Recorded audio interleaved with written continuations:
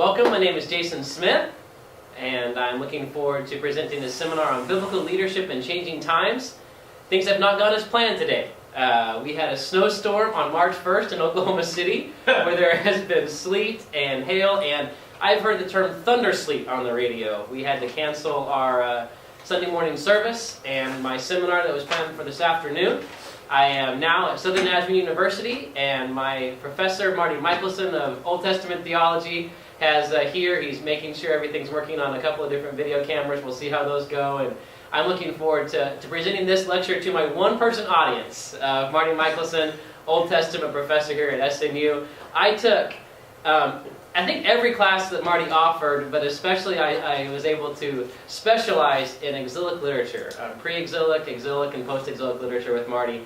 And I've grown to love him and his family, and I'm excited to be able to present this, which will focus on biblical leadership in changing times through the lens of the exile. And so I just so happened to get a call from Marty this afternoon, and he said, "What, your lecture was canceled?" I said, "Yes." He said, "Come up to the school, we'll take care of it there." So this is probably a better format than what I was going to do, which is going to do it at my home with my family, and probably my wife and my 6-year-old and my 18-month-old and an assortment of stuffed animals. So this will go much smoother and much better. I'm excited to be here and excited for these moments. There may be a couple of different breaks and pauses as I may ask Marty some questions for some audience interaction. And so if you see a little pause in the video, that's what that'll be for. Looking forward to leading you through this lecture on biblical leadership in changing times.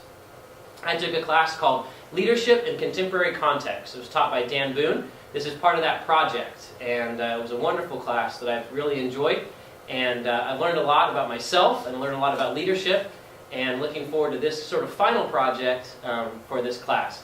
Here's a picture of our class. If you can see that, it's probably not really great or clear, but we got together in Tennessee and had a great opportunity to eat at the Pancake Pantry, and a picture you'll probably see better of is here's Boone and I, and was grateful to have an opportunity to get a chance to get to know him a little bit better along with my classmates. So as we look about changing times, I'm going to be asking my audience, all of you, for my class who will be watching this, also Marty and those who will be watching this online on YouTube. One of the questions I have for you during this seminar to be thinking about as we learn about the exile and as we move forward throughout this lecture is a couple of different questions. One, what is a recent transition you have undergone in your life? So I want you to be thinking about that. I also want you to be thinking about what is a transition you would like to see happen in your life. Now, when I say your life, that can mean a personal issue, that can mean an issue at the church you attend, the place that you work. It also can be culturally. I know most of you will be watching this from America. Hopefully my friend Chris in Germany will be watching this as well, so I don't want to limit it just to an American audience. But as you look at your culture, your life, your workplace, your church, I want you to think about those transitions and the turbulence that happens when things change. And so we're going to be looking at that, about how God speaks into that through the issue and language of exile. And so I get to tell you a little bit about what is exile.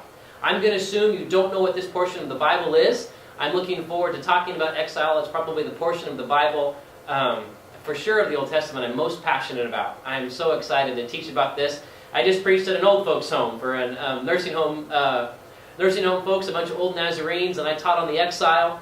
And I had them raise their hands, and I explained all the exile. Was this new to you? And about 7 of the 14 people there said, I didn't know what the exile was. And so I'm just going to make the assumption, I'm just talking to people who do not know what the exile is at this portion of the Bible. And so we're going to start back with a few maps. And so I hope that you'll be able to see this on the video, but this is a picture of modern-day Europe. And so I really am convinced that most people who read the Bible and go to church don't know where, logistically, Israel is on a map. And so we're going to be looking particularly at this modern-day picture of Europe. And if you go in the bottom right-hand corner, you're going to sort of zoom in and you'll be able to see Turkey and Syria and Iraq and Iran and Saudi Arabia and Egypt. And I hope you'll be able to see some of that on the map there. So this is modern-day Bible times. Oh, look at that. So this is Jerusalem. This is Turkey, Syria, Iraq, Iran, Saudi Arabia. And so this is Jerusalem. So the area we're talking about is going to be right here in the area of Israel. And so this is a picture of the ancient Near East. This is going to be labels and maps from Bible times. But we're still going to find ourselves in this area right here when we're specifically talking about the area of Israel as we move through what is exile. And so we're going to keep rewinding back to the land of Canaan, the promised land that God promised to his people. And so if we go all the way back to Genesis 12, verses 1 and 2, this is what it says. Now the Lord said to Abram, "Go from your country and your kindred and to your father's house, to the land that I will show you. I will make of you a great nation, and I will bless you, and make your name great, so that you will be a blessing. I will bless those who bless you, and the one who curses you I will curse you.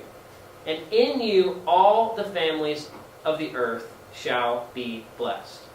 So God gives to his people this promise, that I will make you a nation and I will give you a land.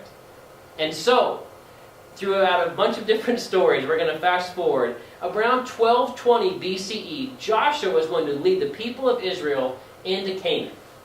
And so this is a picture of, you've got the Mediterranean Sea on the left, and you've got Jerusalem's going to be right down here, and this is going to be the land of Canaan in about 1220 BCE. At about 1020 BCE, it's the beginning of the monarchy. Those are the great kings, Saul, David, and Solomon. And so they're going to take, and the kingdom of Israel is going to be understood as one kingdom, as the kingdom and the monarchy of Saul, David, and Solomon. Something significantly happens in 922 BCE. That's going to be the division of this northern and southern kingdom of Israel after Solomon's death. And so, if you can see this on the map, the northern and southern kingdom is going to be split. This is Judah, the southern kingdom. This is Israel, the northern kingdom. The capital of Judah is going to be Jerusalem, right over here near the Dead Sea. This is going to be the Sea of Galilee. This is Samaria. So you've got the northern kingdom of Israel and the southern kingdom of Israel. That's going to be very important as we move through exile, for you to understand that after the nation of Israel and the kingdom of Israel was established, there was a great break in the monarchy, and there was a southern kingdom and a northern kingdom, each with its own kings and each with its own practices and habits as part of a kingdom. And then this is something significantly happens about 200 years later. In 722 or 721 BCE, it's the Assyrian captivity. That's when a power out of the north, Assyria, the kingdom of Assyria, comes out of the north and conquers the northern kingdom of Israel. And so, this is Assyria is going to be right up here, and this Assyria is going to come out of the north, up the Fertile Crescent, and come down, and is going to capture and conquer the northern kingdom of Israel. But the southern kingdom of Israel is going to remain intact. And so Judah and its capital, Jerusalem, is going to remain. So that's a key part of who we are. The people, specifically in Judah, over the next 150 or so years, begin to understand themselves that because God had promised Abraham and given them a land and understood that they belonged to God in this nation, in a land and a capital, they began to understand that this was God was forever going to be with them. There's a great passage in Jeremiah 7 that sort of articulates this, that they understood themselves to be a nation defined by kingdom, defined by temple, defined by kingship. And they understood themselves to belong to God, and this nation and this land would always be theirs. Specifically, their land and their temple would always be theirs. So as they began to have nations come around them, and they began to act in ways that were contrary to the plans that God would have for them, they began to sort of falsely believe that God would always protect their land and their temple. There's a specific passage out of Jeremiah 7 that I absolutely love. And I'm going to be reading that for you. Jeremiah 7, it's about the first 7 verses. "The word that came to Jeremiah from the Lord, stand in the gate of the Lord's house and proclaim there this word and say, hear the word of the Lord, all you people of Judah, you that enter these gates to worship the Lord. Thus says the Lord of hosts, the God of Israel, amend your ways and your doings, and let me dwell with you in this place. Do not trust these deceptive words. This is the temple of the Lord, the temple of the Lord, the temple of the Lord. For if you truly amend your ways and your doings, if you truly act justly with one another, if you do not oppress the alien and the orphan and the widow, or shed innocent blood in this place, and if you do not go after other gods to your own hurt, then I will dwell with you in this place, in the land that I gave you of old to your ancestors forever and ever." Here you are. trusting in deceptive words to no avail? Will you steal, murder, commit adultery, swear falsely, make offerings to Baal, and go after other gods that you have not known, and then come and stand before me in this house, which is called by my name? You say, we are safe, only to go on doing these abominations? God comes to the people through the prophets and says, amend your ways. And they believe, because God has given them this nation and this temple, that God will not destroy them. He will not take the people of Judah to captivity to other nations, but it happens. In 587 and 586 BCE, a kingdom again comes out of the north, and it captures Assyria, and it captures the northern kingdom of Israel, and it captures Judah and Jerusalem. And the temple is destroyed. The people, everything they have ever known about what it meant to be the people of God, is completely destroyed. This is a sort of a rendering of what the first temple looked like. The Solomon's temple, also called the first temple. It was destroyed, and the people of God were taken away to Babylonian captivity. The Babylonian Empire took the best and the brightest of the people from Jerusalem and all of the southern kingdom and took them north. So this is again Egypt. This is going to be Israel, and the Babylonian took the best and the brightest from Jerusalem and took them up into their land, into the places of the capitals of the Babylonians. And so their hope was that they would assimilate the people of God, the people of Yahweh, these Israelites, these people of Judah, into their ways, and they would begin to understand and worship their gods. And so I want to talk a little bit about what is exile. What does it mean to live in exile? And if there's one story that helps me to understand this, it's my own personal journey of coming from Ontario, Oregon, and moving to Oklahoma City. See, I am an Oregon duck, and I want to tell the story about a duck living in Sooner Nation. This is my favorite story about what it means to live in exile. We'll take it through my journey. When I was a little boy, you can see me there on the Oregon coast, dressed up in my Oregon duck attire. My hero was this guy, Mike Jorgensen, number 4, quarterback for the University of Oregon. Mike was my dad's best friend's son, and he took me under his wing. I loved Jorgie. Jorgie was a great golfer. Jorgie was a great friend. We would spend many years together, many moments together in town in Ontario, on vacation in McCall, Idaho. I loved Jorgie. And he still is a very close friend of my day, but when he was quarterbacking, I was growing up in Oregon, and we became the biggest Duck fans you can imagine. And so as I moved to Oklahoma, I was able to every year go to a different Oregon Duck football game with my dad to remain in contact, and that's probably the thing that I'm most closely knit with my father, is our love for Oregon Duck football. I'm going to show you a few pictures here of my dad and I at Oregon Duck games around the nation. It's really a fun sort of pictures to see. Really, the fluctuation of my weight is probably the funnest part here. I've been called Oprah by my brother-in-law, who every time he sees me, I'm either 50 pounds higher or 50 pounds lower. But from this picture here, this was actually a game against Oklahoma that my dad and I went to. This is a game at Boise State that my dad and I were able to attend. This is a game at the National Championship in Phoenix, Arizona, when the Oregon Ducks lost to the Auburn Tigers. This is us a couple of years ago at University of Southern California. We went down to the Coliseum and watched the Ducks play. Just having had an incredible time going to all these games with my dad. And so my dad and I have really connected. And so as I moved to Oklahoma, for those of you who are unaware of the football culture in Oklahoma, football rules and reigns in the plains of Oklahoma. And so mainly the Sooner Nations, mainly the Oklahoma Sooners, who have 7 national championships and untold All-Americans. And I'm reminded often how the Oregon Ducks have never won a national championship and how the Oregon Ducks don't matter in football. And so as I came to this land of captivity, when I came here from Oregon, I had to do some things to make sure that I remembered where I belonged and who I belonged to. And so I did some things like this. I got an Oregon Duck license plate in Oklahoma that says Duck Fan. Later on, I got one for my wife that says Go Ducks. I was able to convert and assimilate her into the culture of the Oregon Duck family, although she came and is a graduate of the University of Oklahoma. And so then I had a child. Her name was McCall. And what was I able to do to tell her that these are the stories that matter? And I began to tell her that green is for the Oregon Ducks. I'm convinced that when her preschool had her first class to learn what the color green was, every single Oklahoman student who wore crimson and cream, the colors of Oklahoma, left knowing that day in preschool, that week, that green was for the Oregon Ducks. I'm convinced that my daughter thought the color green was not green, but it was green for the Oregon Ducks, because I had her say that so many times to remember who she was and who she belonged to. And so I dressed her in Oregon Duck attire every chance I get. Every Friday I would make sure that she went to her school wearing Oregon Duck attire. She knows that when you say touchdown, you say touchdown Ducks from a very early age. She knows who she belongs to, even though we live in this foreign land. This is her with a golf bag that's from the University of Oregon. That was a gift to me from Casey Martin, who's the golf coach at the University of Oklahoma.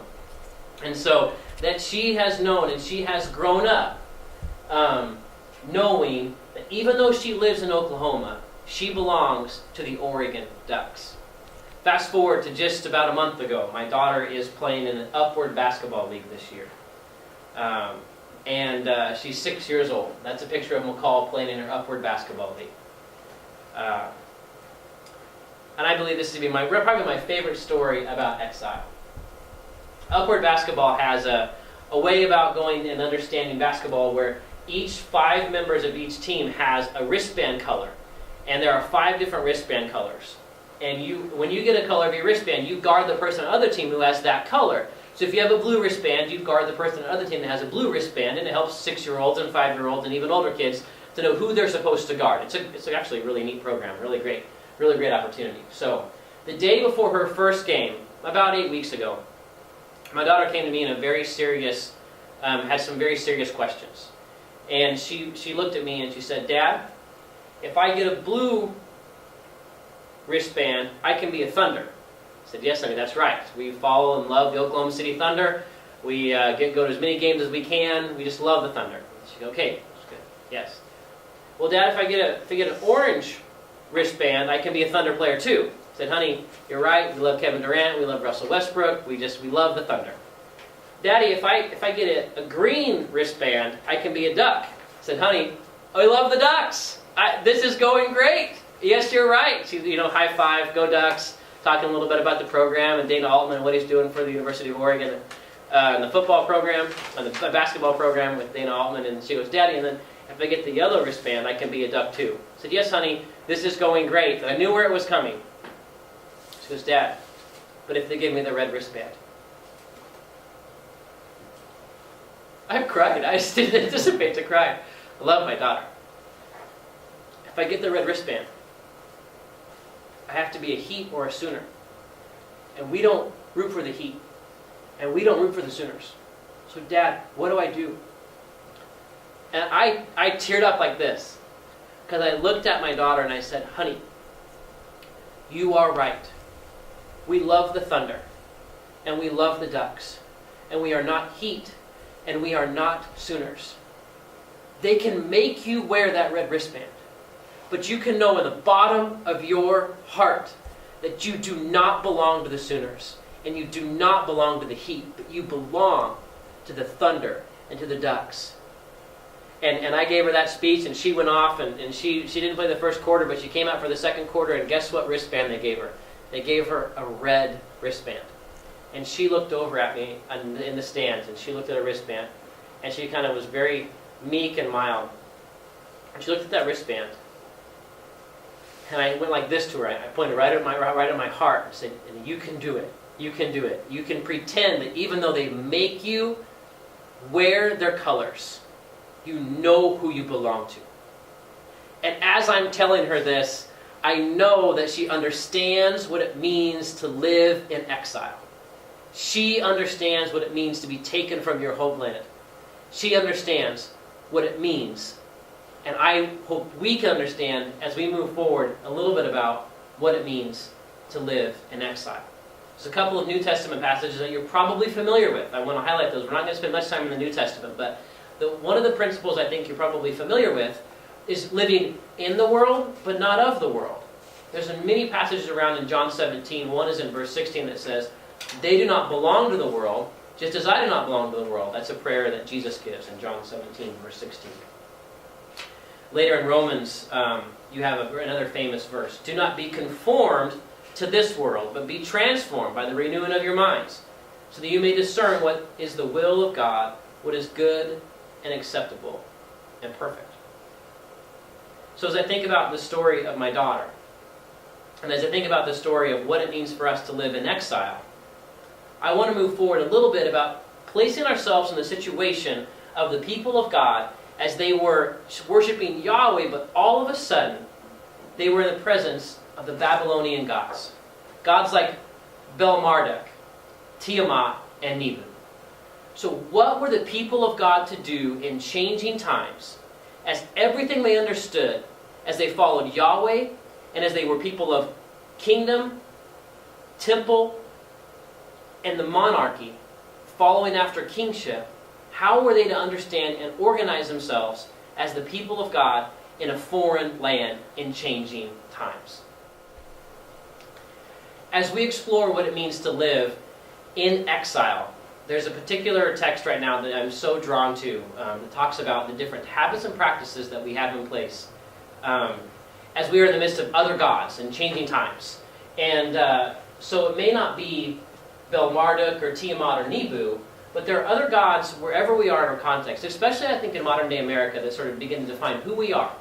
There's a book called Nazarene the Kingdom by James K.A. Smith. He's actually a friend of Scott Daniels and Marty Michelson. They've studied together, and I was so drawn to this book and his understanding about everywhere we go in our culture, there's opportunities for worship. In his first chapter, he does an incredible job in Desiring the Kingdom of sort of outlining what it would mean for the people of God to sort of come, and sort of the culture to sort of explain what it would mean for people to sort of understand worship and liturgy of the mall. He talks about the liturgy of the mall.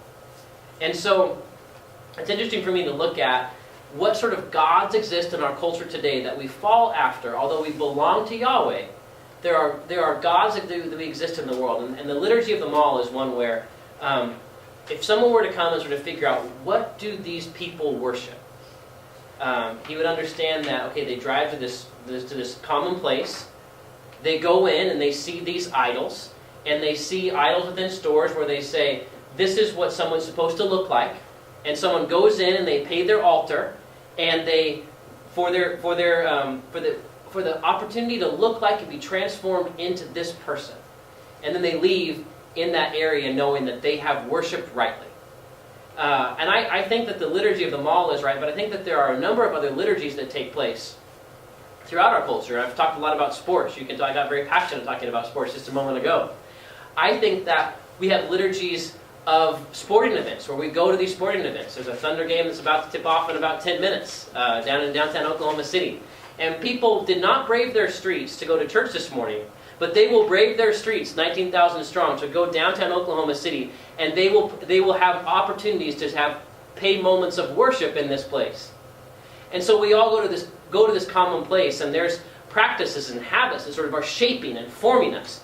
They're not necessarily the Lord's Prayer, but they are moments where we sing the Star Spangled Banner together, moments when we watch our star players come out, moments when we have worship to worship excellence and greatness, and then we leave happy. And so whether it's a mall, whether it's watching tonight on the television is going to be the Oscars, entertainment industry, the Grammys that just happened a couple of months ago, as we watch and sort of look at these places of entertainment in our culture where we go to worship, and we have habits and practices where we buy and we purchase goods that sort of are defining who we are as part of our culture.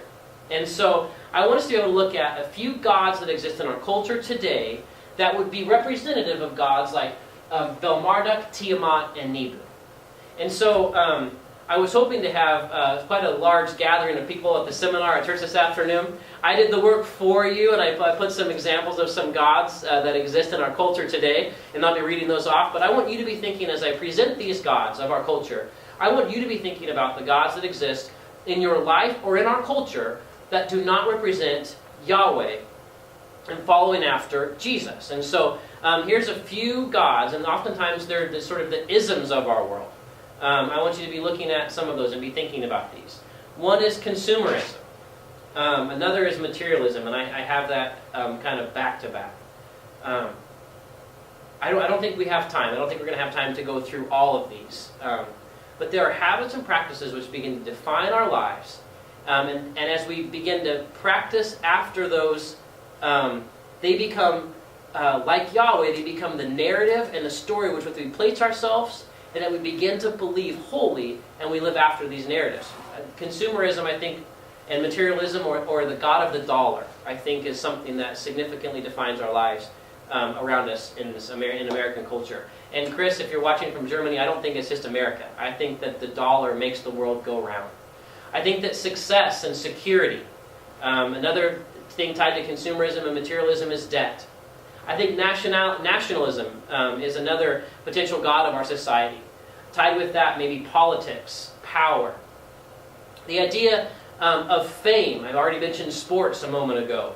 I think that the culture and god of sex, or instant gratification. And then finally I conclude with the god of you. That your pleasure at this time is the most important thing in your life. And being you is what matters.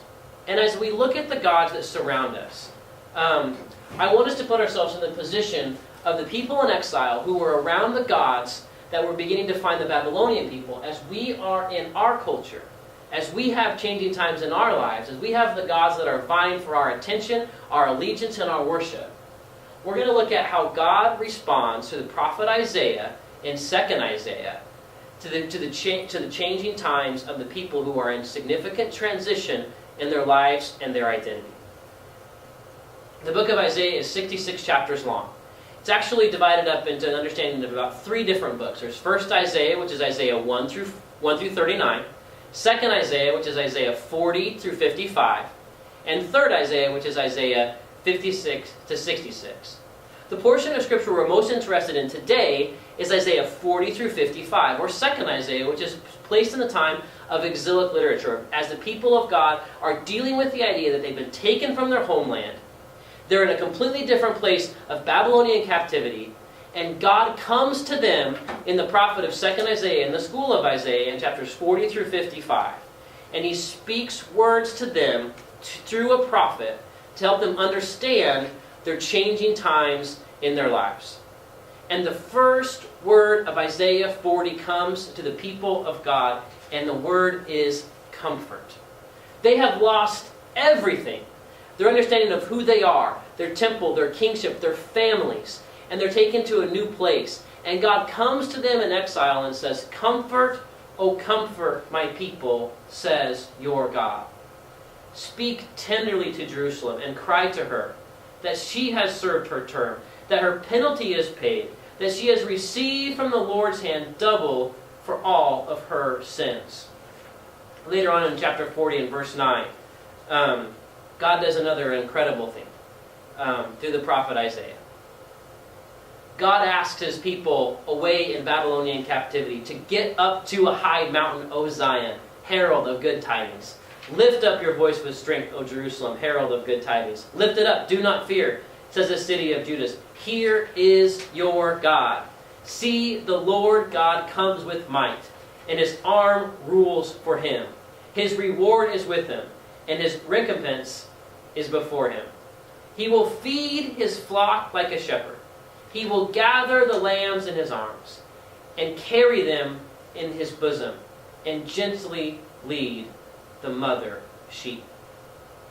As the people of God stand in exile, God brings words of comfort and also bring words to say, be on the lookout. God is coming to you in exile.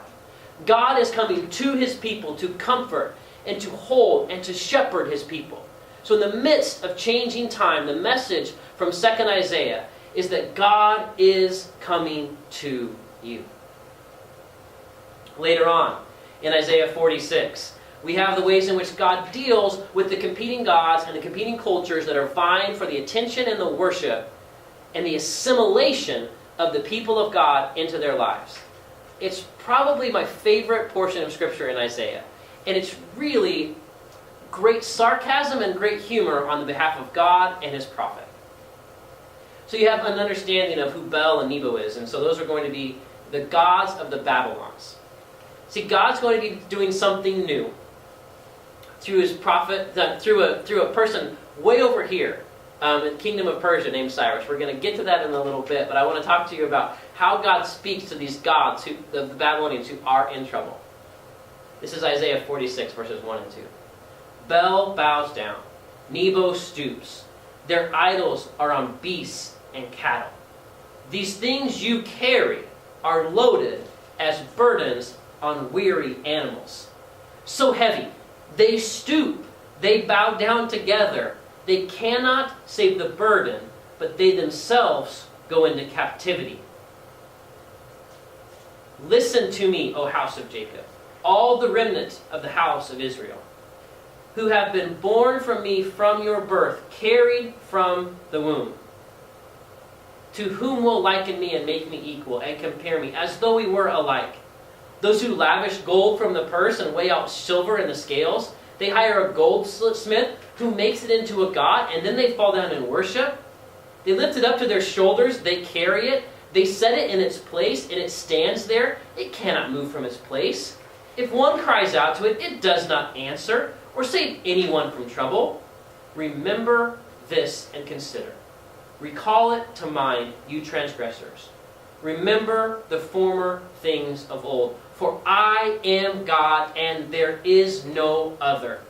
I am God, and there is no one like me. So God comes to his people. He names the gods of the culture. He makes fun of them, and he wants them to understand that you need to always remember who Yahweh is and the story you belong to. So God comes and he says, these gods that they have fashioned and made by goldsmiths, they have to carry them out when they're going to get what's coming to them. When Cyrus is going to come out of the north, we're going to talk about that in a minute. They are going to be so carried down and weighed down by their gods. You can see them scrambling and going to their high places and finding ways in which they're going to understand that they have to save their gods. And Yahweh comes and says, I do not have to be saved. They carry their gods. I will carry you. And God comes to his people and he brings comfort. He says, I am coming. He identifies the gods of the culture. And he says, in changing times, don't believe the gods who are tricking you and trying to assimilate you into their culture. You need to follow after the Yahweh who will always carry you. I mentioned as we were talking about the gods, Nebo and Bel-Marduk and Tiamat. I mentioned that they were going to get what was coming to them. God is about to do a new thing. That's another thing that God does is he speaks through his prophet Isaiah. God is doing a new thing in a new way. A couple of different times. And so we're going to look through first through the language of how God is going to rescue his people. It's in Isaiah 45. I didn't put those maps up there. We have to recall the maps. You'll see one at the close of this. But God is going to use an outside source, King Cyrus of Persia, and he's going to conquer the Babylonian Empire and release the captives back to their homeland. So God is doing a new thing. And the prophet Isaiah is going to speak to that. Here's Isaiah 45, verse 1. Thus says the Lord to his anointed, to Cyrus, whose right hand I have grasped, to subdue nations before him, and strip kings of their robes, to open doors before him, and the gates shall not be closed. I will go before you and level the places. I will break in pieces the doors of bronze and cut through the bars of iron. I will give you the treasures of darkness and riches hidden in secret places, so that you may know that it is I, the Lord, the God of Israel, who call you by your name. For the sake of my servant Jacob and Israel, my chosen, I call you by your name. I surname you, though you do not know me. I am the Lord, and there is no other. Besides me, there is no God. I arm you, though you do not know me. So that they may know from the rising of the sun and from the west that there is no besides me. I am the Lord, and there is no other. I form light and create darkness. I make weal and create woe. I, the Lord, do these things. Later on, that was verse 7. We jump all the way down to Isaiah 45, verse 13. I have aroused Cyrus in righteousness, and I will make all his paths straight. He shall build my city, and set my exiles free, not for price or reward, says the Lord of hosts. And so, I'm going to show you another map here. This is the Babylonian Empire. We were talking about this. You've already seen this map moments ago. Again, this is going to be Egypt, and this is going to be Israel. This is where all of Babylon had begun to sort of rule all the ancient Near East area. And if you'll keep that right there, in 539 BCE, Cyrus of Persia is going to come and conquer Babylon. So Cyrus is going to come from over here. He's going to come and conquer Babylon, what used to be the Assyrian captivity as well, and he's going to take all of this land. And Cyrus, God is going to use to return God's people back to their homeland. So God is going to use an outside source. God is going to be creative in his ability to use people around the world to create this Persian Empire, which will restore God's people back to their homeland. Now you can imagine, in our context, we would be able to see that this is a great thing. But the people of God in exile had significant issues with God using a foreign king and placing his anointment on a foreign king to allow them to go back to their homeland. That's God's creative activity in the world. Yet the people of Yahweh, I think, had significant issues with God anointing somebody besides someone who was there from their homeland, someone from their tribe, the significance that they would find in who the people of God would be able to be rescued. But there is some significant portions of Scripture in Isaiah, 2nd Isaiah, called the servant songs. There's 4 particular servant songs in 2nd Isaiah that we're going to take a look at in just a moment. And we're looking forward to finding about how God, in transitions, uses creativity and imagination to restore his people. This is a sampling of the servant songs. I didn't put all the scripture in all of them. There's quite a few of them. I'm going to give you the portion of where each of those are. But the servant songs that we find in 2nd Isaiah are an incredible articulation of how God is going to use imagination and creativity to restore his people now and forever, especially, I think, in times of great transition. So Isaiah 42:1. Here is my servant, whom I uphold, my chosen in whom my soul delights. I have put my spirit upon him. He will bring forth justice to the nations. He will not cry out or lift up his voice or make it heard in the street. A bruised reed he will not break, and a dimly burning wick he will not quench. He will faithfully bring forth justice. He will not grow faint or be crushed until he has established justice in the earth, and the coastlands wait for his teaching. These servant songs probably will be familiar to you. I picked out what I thought would be the most familiar passages as you will begin to call to mind how God is able to work in creativity and imagination in the world in transition. There's another beautiful servant song and talks about sort of the pain of the servant and how God will use the smallness in us in transition. Isaiah 49, this is verses 3 and 4. And he said to me, "You are my servant, Israel, in whom I will be glorified." But I said, "I have labored in vain. I have spent my strength for nothing in vanity. Yet surely my cause is with the Lord, and my reward is with God." God is going to be using that which we think is small and insignificant. Another passage in Isaiah 50, before we get to a more familiar one in Isaiah 53, but you'll hear these, and these words, if you have some biblical knowledge, may be familiar to you as well. Isaiah 50, verse 6. "I gave my back to those who struck me, and my cheeks to those pulled out the beard. I did not hide my face from insult and spitting." And finally in Isaiah 53, it's going to be verses 3 and beyond. "He was despised and rejected by others, a man of suffering and acquainted with infirmity, and as one from whom others hide their faces. He was despised, and we held him of no account." Surely he has borne our infirmities and carried our diseases. Yet we accounted him stricken, struck down by God, and afflicted. But he was wounded for our transgressions, crushed for our iniquities. Upon him the punishment that made us whole, and by his bruises we are healed. All we like sheep have gone astray. We have all turned to our own way, and the Lord has laid on him the iniquity of us all. He was oppressed, and he was afflicted, yet he did not open his mouth. Like a lamb that is led to the slaughter, like a sheep that before its shearers is silent, so he did not open his mouth. God is doing a new thing in the lives of the people of exile. He is going to restore them in creative and imaginative ways.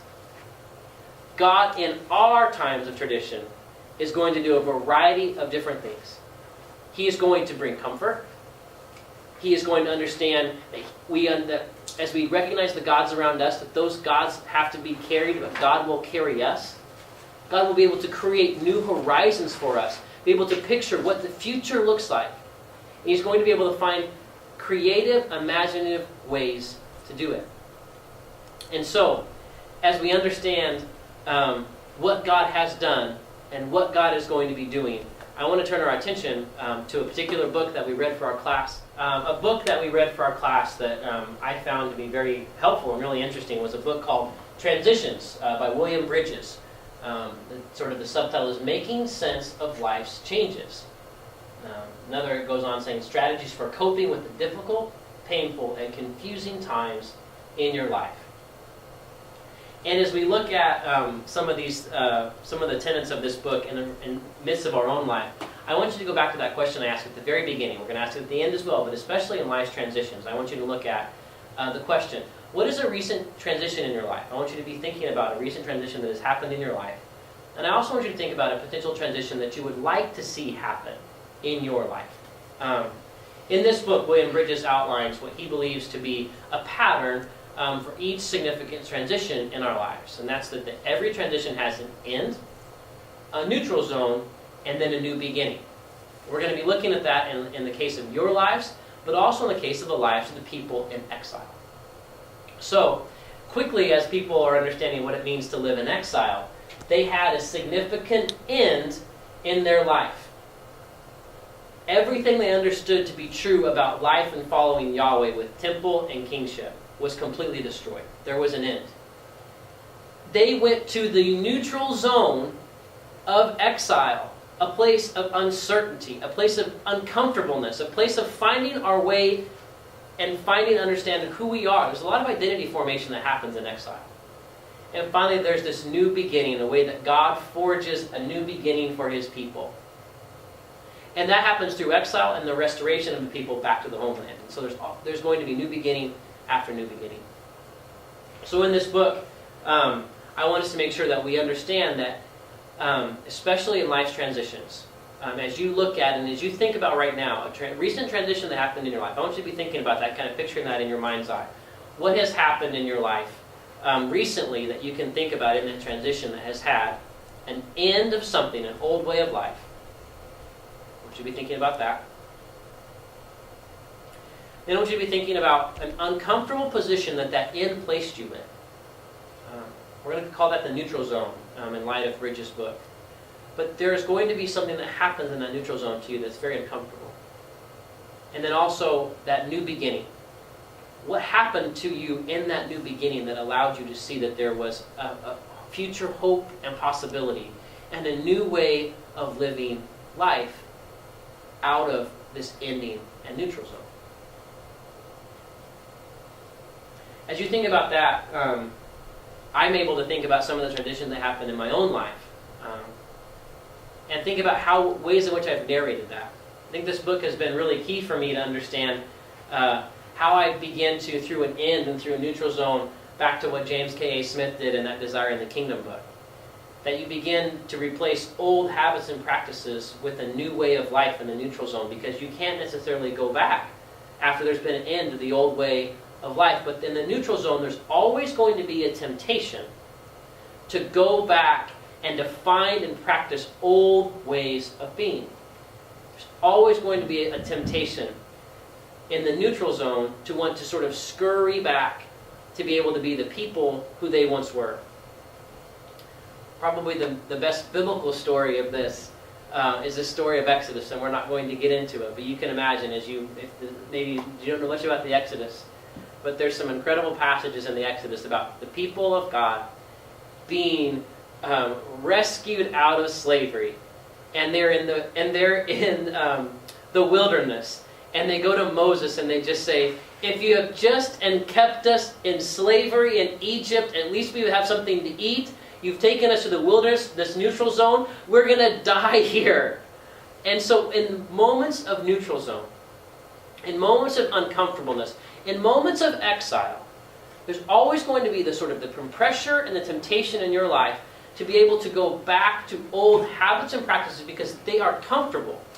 And anything new is going to be sensed as loss, uncomfortable. It's going to be an odd way of being because we so understand how we are in the old ways of life. And this happens in exile. As the people of God want it to be the way that they understand how they practice life. And they get in exile, and we get in times of uncomfortable neutral zones, and we want to go back. Another book on leadership that we read that will help us in this times of uncomfortable neutral zone is called Leadership on the Line, Staying Alive Through the Dangers of Leading. It's by Ronald Heifetz and Marty Linsky. And I thought this was the first book that we read and probably my favorite book. And if I were to recommend a book of any of the four that we read, it probably would be this. Again, that's Leadership on the Line by Heifetz and Linsky. And if you can't read that, it's on the screen, but it's Heifetz and Linsky. So, Leadership on the Line by Heifetz and Linsky. There were some incredible principles in this book that helped me be able to navigate life and transition, and especially leadership. But a line that came up about 4 different times in the book, I thought was really significant. And it was this: leadership is disappointing people at the rate they can absorb. And I found that to be an amazing illustration of how, as we want to move people to a new place, as someone who wants to, we're all leaders in a variety of different areas of our lives. It's not just pastors or professors, or all of us lead something. We lead peer groups, we lead our children, we lead congregations, we lead people in the workplace. We all are leaders. And as we lead people to new places beyond where they are, to new horizons, there's going to be moments of this uncomfortable neutral zone.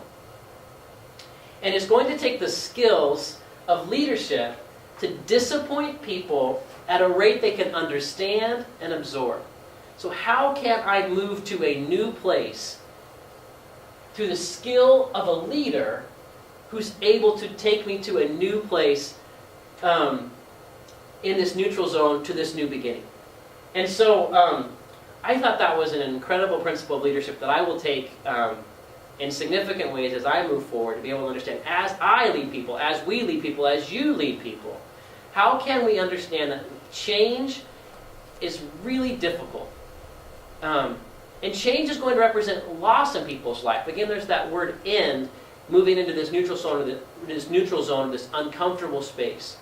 So as we represent change and uncertain times, there's going to be significant resistance because that change is going to represent loss.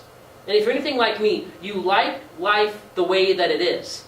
And if change and changing times is going to represent an uncomfortable neutral zone, it's going to have to lead and guide me in ways that make my life uncomfortable. And I'm going to resist that. So Leadership on the Line brought this concept. Leadership is disappointing people at a rate they can absorb. As we move back to finding ways about how we move people to new beginnings and how we begin to understand that as we move out of uncomfortable places, there's going to be change and there's going to be loss.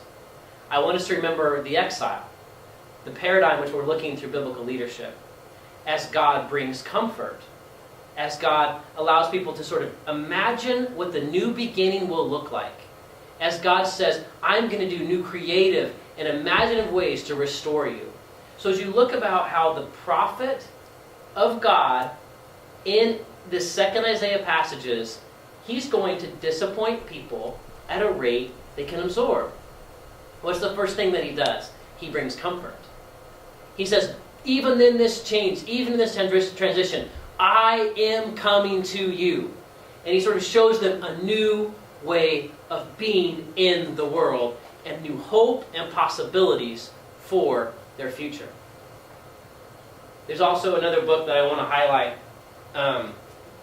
This was the most technical of the books that we read, and I love this book. It's Edwin Friedman's A Failure of Nerve. The subtitle there is Leadership in the Age of the Quick Fix. Again, that's Edwin Friedman. A Failure of Nerve. Leadership in the Age of the Quick Fix. There were a number of things in this book that I felt were incredible adaptations for leaders, especially as we talk about leadership and biblical context and leadership, biblical leadership in changing times. But there was a type of leader that Friedman talked about in his book that he called a leader that was self-differentiated, that had a non-anxious presence. And as we think about exile, and as we think about biblical leadership, and as we think about our own changing times, as we think about the ways in which God comes to us in comfort, saying He will be with us, saying that God is coming to us, and going to be using these new ways of being. Friedman in A Failure of Nerve talked about really a lack of leadership in times of transition, in times of change, that allowed people, well, he didn't necessarily talk about the lack of leadership, but one of the things he talked about was how leaders can lead people to new places and new beginnings. And he talked about this leader that was self-differentiated. And as I want to break down that word for you a little bit, I want to talk about what that may mean. A leader that is self-differentiated, one of the characteristics is this non-anxious presence. That a leader in the midst of change and uncomfortable times comes to his people in a presence that is strong, stands by what he or she believes, is able to make difficult decisions and stand by them, and is able to move a people forward under new horizons in these creative, imaginative ways. There's a few things in the book that Friedman believes that a leader that is self-differentiated and stands in this non-anxious present is able to overcome as there's going to be challenges to change in the world. And so a few of those things are listed in the book, and we're not going to go through all of these in the interest of time. But these 5 things that Friedman outlines for a leader to be able to overcome in the midst of change and the challenge and uncomfort that leadership has. And so in the midst of change, in the midst of this uncomfortable neutral zone time, you are going to, as a leader, come up to a few different things. One is reactivity. Another is hurting, blame displacement, a quick fix mentality, and failure of nerve in leadership. I don't think in the interest of time we're going to be able to go through all of those. I'm going to pick a couple of those. One of those I'm going to choose, I think right now, is blame displacement. A leader is going to be able to, as he leads people in comfort, and which represents change and loss, there's going to be significant people around that find ways to blame you and others to resist the change that happens in changing times. And so a leader that stands in a self-differentiated, non-anxious presence is going to find new ways of being in the world. I want to tell a personal story that it goes back to my daughter's upward basketball league.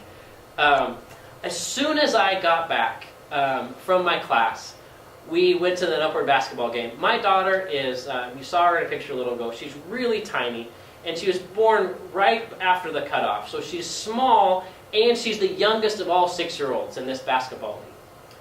And she's on a team that's pretty good, and she plays. But she hadn't attempted a shot in the first 5 games of the season. It's an 8-game season. And she hadn't attempted a shot yet.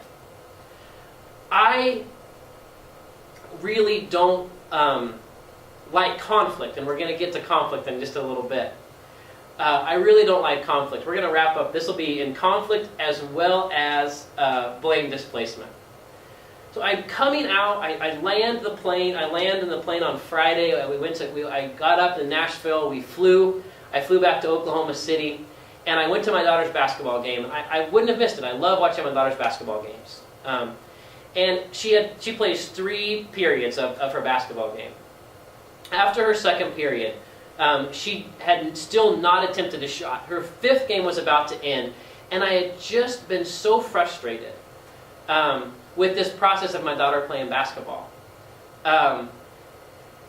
Because I don't like conflict so much, I think that what I would have done was I would have been very angry inside and carried that anger in unhealthy ways, and then probably fired off a kind email because I'm a pastor, and my email address is of a pastor, and so I don't want to anger the coach in ways that would make him feel bad about me or my daughter or our church. And I would have kind of hoped for the best. Maybe she'll be able to attempt a shot by the end of the season. But I had this understanding of this self-differentiated leader that would have a non-anxious presence, and in the middle of the next to last quarter, I went up to the assistant coach, and I said, "Coach, my daughter, McCall," yes, I know McCall, "I just want to make sure you knew that she has not attempted a shot all season. And I would love for her to understand that when you play basketball, you get to touch the ball. So I would really like to request that she could bring the ball up the court one time this upcoming quarter." And the assistant coach said, "Hey, don't talk to the coach. Don't talk to me. I can't even get my own kid to touch the ball." And I was really taken aback as this coach I'm not responsible, and sort of blames the head coach. And so I walk back in front of all of the parents, something I've probably never done before. Go back in my seat, and the whistle blows, the end of the quarter. I walk all the way around in front of all of the parents, and we've been told that parents are not to interact with the children or the coaches. They're on their own thing. But I had this feeling inside of me that I had to be able to do something. So I walked up to the coach. I said, "Coach, can I have a moment of your time?" And he's trying to get the wristbands changed out. And I said, "Coach, my daughter hasn't attempted a shot all season long. I would love it if you would please give her an opportunity to dribble the ball up the court this quarter." And he said, "Okay." And I came to him in a self-differentiated, a strong presence. I came at him with a very non-anxious way. I didn't yell at him or call him names, but I came with a really strong presence and said, "I believe in this. I believe in these moments, and I believe that my daughter deserves an opportunity." And my daughter had the opportunity to bring the ball up the court every single time. The rest of the story, before we go to a pause, is on Friday. Today's Sunday. So on Friday night, my daughter played her very last game in this Upward Basketball League. She had attempted 4 or 5 shots, and it was her last quarter. I bring my video camera, another video camera. I bring all my family in their support of this little 6-year-old girl in the league, where my daughter has played 2 full seasons of basketball and never made a shot in organized basketball.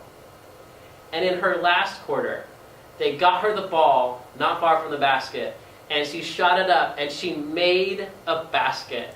And I jumped up out of my seat, and I was more proud of her and more happy for her as a really big sports fan of any basket that I ever made, or that Kevin Durant ever made, or any Oregon Duck basketball player has ever made. And it was a wonderful moment in my life.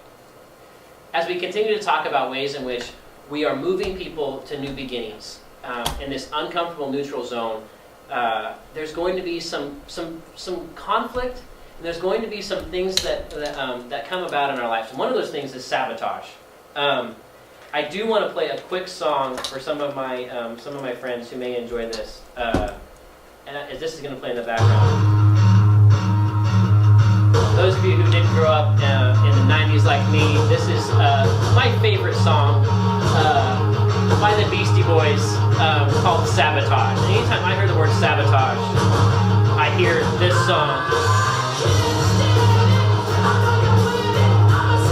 So we're going to pause that in the interest of time. I'll keep going. Oh. So, when we are trying to move people out of old habits and practices, from an end to a neutral zone to a new beginning, there's going to be an uncomfortableness and there's going to be blame, but there's also going to be sabotage. And so people are going to try to come to you in ways as a leader, and they're going to sabotage your way forward in the world. And so, as God says, I'm going to use Cyrus of Persia to come in, there may have been some Israelites in exile saying, oh no, you're not. The biblical story, as we think in Jesus' time, as Jesus does a new thing, and we don't have time to get to it, but it's amazing how the people of God were unwilling to understand through Jesus these new ways of being in the world, and they begin to sabotage God's activity in the world through Jesus. Isn't that easy to see in the word sabotage? Oh, I love that. We're going to keep going, though. We're going to talk about conflict. I mentioned how much I dislike conflict. I really dislike conflict. In fact, when I sent out a questionnaire to many of my friends and close staff members, I'd ask about my strengths and weaknesses as a leader. Every single person that responded said that I didn't like engaging in conflict. And that was really a striking thing to hear from every single person that responded. And it's really been something that I've really begun to engage as a person and as a pastor in new ways. And to be able to see conflict as an opportunity for growth in myself and for others within that system. And so, in every transition, in every one of life's changes, there's going to be transition. I'm going to use, I'm going to call it the Ron Swanson School of Conflict Management. And I'm going to be showing you a video of a show called Parks and Recreation. It's on NBC. It stars Amy Poehler. And there's an issue of one of Ron Swanson's going to be the man with the mustache. Ron is going to be this self-differentiated leader with a non-anxious presence that's going to understand how we handle conflict. There's going to be another way, April Ludgate, she's going to represent another way of going about conflict that I think is common to all of us. I'm going to make sure that this volume is all the way up by turning this button. And I'm going to push play and watch this little short video clip, about a minute, 7 seconds. Parks and Rec. Partially. Why? Because I want to blow up Donna's desk so I can teach her a lesson about what happens when you skip work. I'm not sure that's how you should go about this. I'm kind of her boss now, but I still feel weird disciplining her. What do? Look her in the eyes and tell her exactly what you need from her. Be mature, direct, and firm. What? Some fool just slammed me on Yelp. I took Ron's advice. I very maturely and straightforwardly left anonymous comments about Donna online. Stopped by to adopt a dog, but the employee, Don Amigo, was nowhere to be found. Thanks for nothing, Don Amigo. Boo. With 5 O's. Oh my god, that sucks. Just have to work harder, I guess. Huh. This freak thinks he can hide behind some anonymous username. I'm about to hunt you down. Don't. I love the show Parks and Recreation.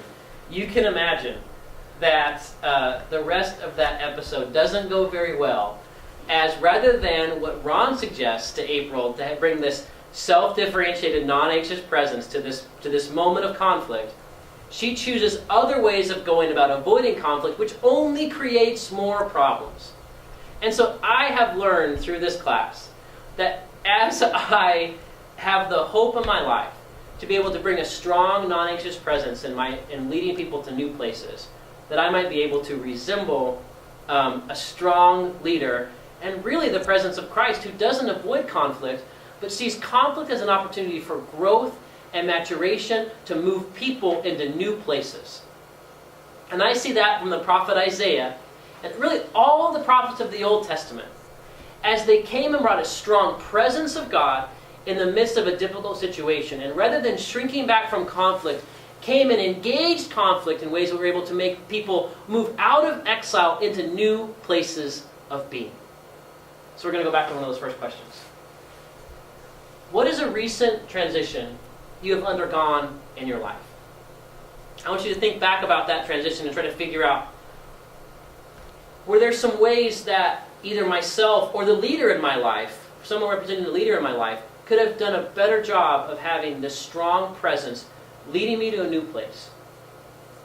Another question I have for you is, what is the transition you would like to see happen in your life? And I hope that this seminar has given you the ability and maybe some skills and maybe some tips to be able to understand, okay, how can I look at a transition that's going to have an end, a neutral zone, and a beginning? Just like the exile did in the ending of kingdom and temple. The neutral zone of living in Babylonian captivity and the new horizons of God restoring them. How can I look at some of those examples and look at my life to be able to be a person with this self-differentiated, non-anxious presence, to look conflict and changing times in the face and say, I'm going to have a resolute posture in the midst of changing times because I know that that new beginning is out there because God is with me, God is for me, God is coming to me. He is going to create and envision a new reality in creative and imaginative ways. He's going to create a new way of being for my life, in my church, at my work. Thank you so much for coming to this seminar. Thank you, Marty. You've been an incredible videographer, and I love you. I'm so grateful for you being here. I hope that you enjoyed this on YouTube and my classmates. Professor Boone, this has been an incredible opportunity for me to learn alongside of you. I love all of you. God bless you, and thank you so much for listening.